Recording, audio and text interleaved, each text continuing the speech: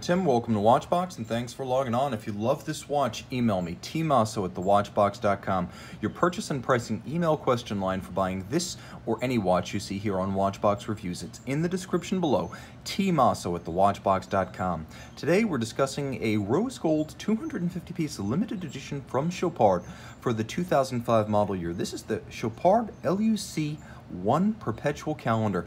40.5 millimeters in diameter. The watch is 11.3 millimeters thick and 49.1 millimeters from lug to lug with a 20 millimeter spacing between the lugs.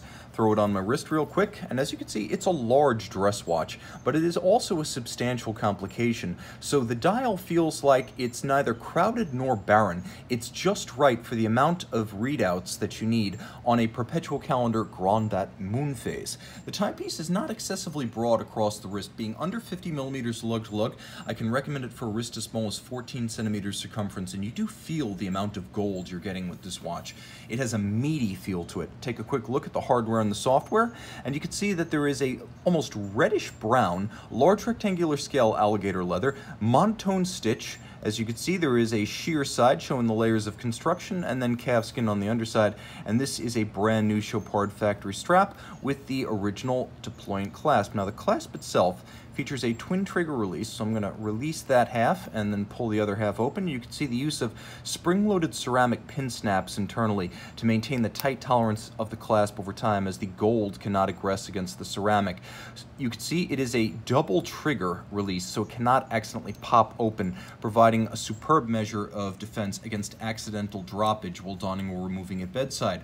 Rose gold, graceful and simple case lines. The case is vertical, the lugs are a little bit squared off, there's a rounded bevel to all of the edges, so nothing seems too severe.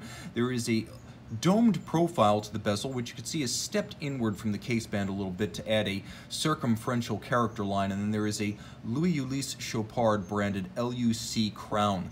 Now the timepiece features a true rose lathe guilloche dial, so this is the good stuff, not stamped, and you can see quite a few different patterns.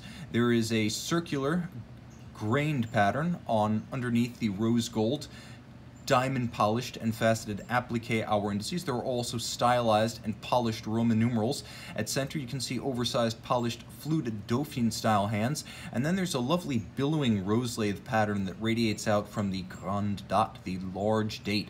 You can also see the attention to detail in the use of rose gold polished chapter rings for the mono counters at 3 o'clock and 9 o'clock, and of course the namesake of the watch, you have a moon phase down at 6 o'clock.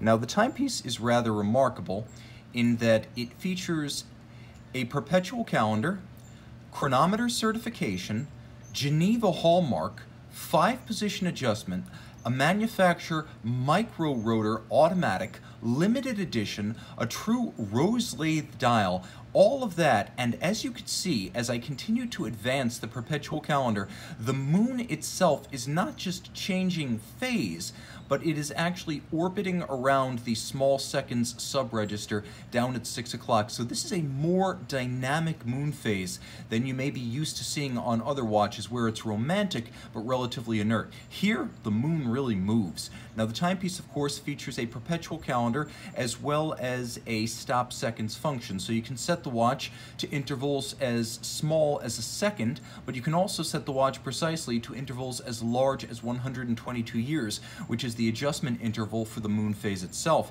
Turn it all over. I promised you finery on the reverse side, and here it is. Caliber 196 QP. The 196, as originally developed between Michel Parmigiani and Chopard during the late 90s, it is a micro rotor automatic with a power reserve of 3 days. You can see it features a balance that is both free sprung, and pardon me, not free sprung, but it is beating away at 28,800 vibrations per hour. It features a double screwed Geneva style stud holder, black polished. That's what I meant to express. And of course the timepiece, being both a chronometer and Geneva Hallmark, has both brains and beauty. Now the timepiece is also 32 joules, ultra slim, beautifully finished in every regard, 30 meters water resistant. Take a look at the size of the mirrored bevels on the edge of every bridge.